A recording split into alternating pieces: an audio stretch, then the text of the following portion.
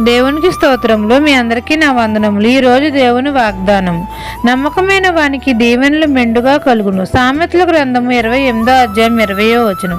మన ప్రభువైన యేసుక్రీస్తు మనతో చెబుతున్నారు, నమ్మకమైన వానికి దీవెనలు మెండుగా కలుగుతాయని.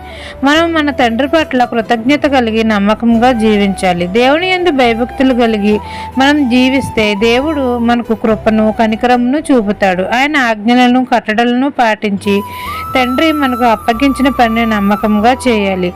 మనం కొంచెంలో నమ్మకం కలిగి జీవించాలి. వద్దనుల కొలది మనము దేవునికి నమ్మకంగా ఇవ్వాలి.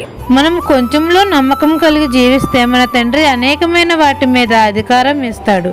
దేవుని ఎదుట నమ్మకం కలిగి జీవిస్తే దేవుడు మనకు అనేకమైన దీవెనలు ఆశీర్వాదాలు ఇస్తాడు. ఈ దిన వాగ్దానం మీ నా జీవితంలో నెరవేరాలని కోరుకుంటూ దేవుని సువార్త పరిచర్యలో మీ సహోదరి. ఆమెన్.